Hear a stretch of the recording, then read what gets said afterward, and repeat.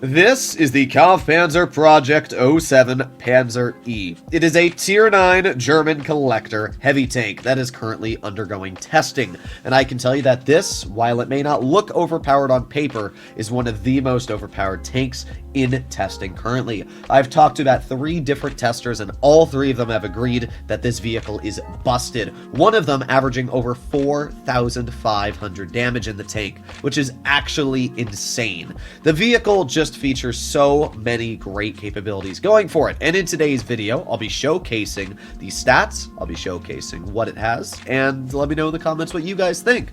Now, if you're wondering why it took me so long to make a video on this vehicle, even though its stats have been out for about 3 weeks now, is because I was waiting for the armor profile to be released. Unfortunately, Armor Inspector never did release the armor profile, and Blitzhanger is, well, back to being dead. So as of right now, there is no armor profiles available on this tank unless you look on PC, but I've seen enough replays of this vehicle to get a good idea of how the armor plays. So I will be giving you a full preview of what this tank might be like when it is released. However, I'm quite confident it's going to be nerfed, but hey, you never know. Let's start off with the armor, just so I can briefly give you an idea of what it's going to be like before I break into these stats. So the turret, as we can see, is 250 base.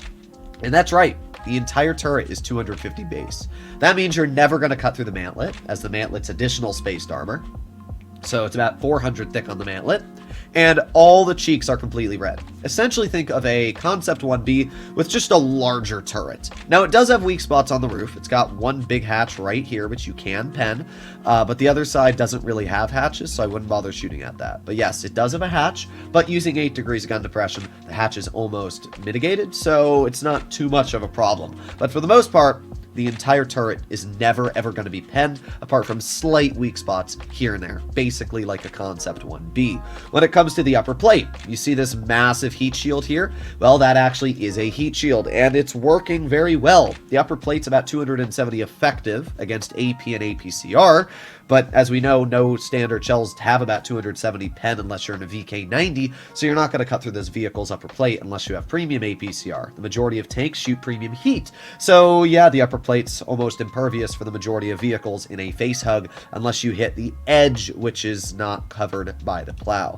Yeah, the vehicle's armor is absolutely insane. It's essentially a Super Conqueror upper plate with the way the spaced armor works, and then a Concept 1B turret, which is actually ridiculous. By the way, some of you might mention this, but no, these are not the same tank. I'm currently looking at the Kampfpanzer Project 68. This is a Tier 8 German Collector medium that was released just a couple weeks ago as part of the party event, and it's a very fun vehicle, but this tank is not the same as the German Tier 9. While they look a little similar, in reality they're really not close at all. They just look similar because they're German and they have similar designs.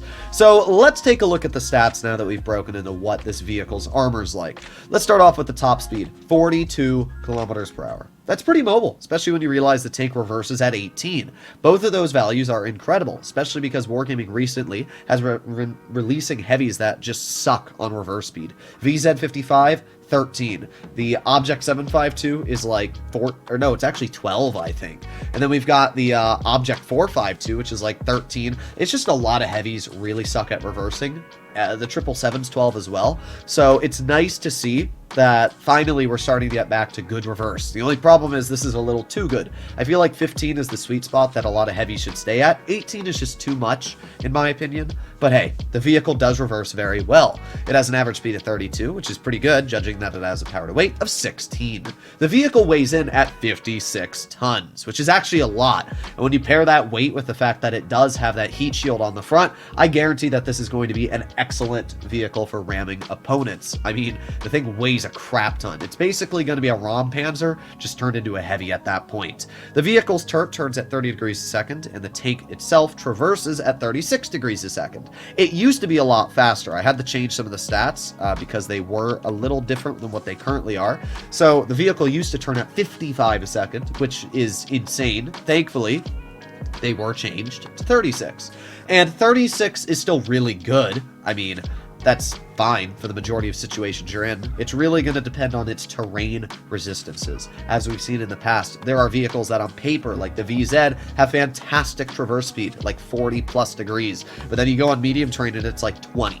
So it's really dependent on how the vehicle's traverse speed is, not necessarily, or the traverse speed on the terrain resistances, not just the base value. Always keep that in mind.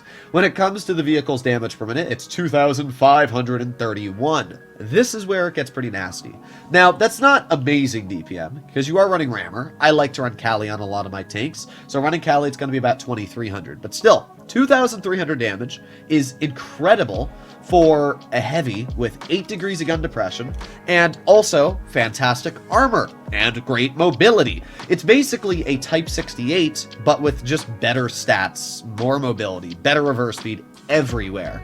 Taking a look at the average penetration, 250 on the standard, pretty good, 330 on the heat. If you're running Cali like I would, it's going to be 363 on the heat shells. That is incredibly high, and it's going to be enough to butter through any tier 10s you're fighting up against. The average damage is a little bit lower than average at 380, but that's actually not too bad. It means you have a very fast reload at only 9 seconds, and you're going to be able to outtrade the majority of tier 10s that even have 400 damage per shot because of that only 9-second reload. Aiming time at 2.8 is incredible, and dispersion is also amazing at 0.326. So you can start to understand why this vehicle looks so incredible on paper.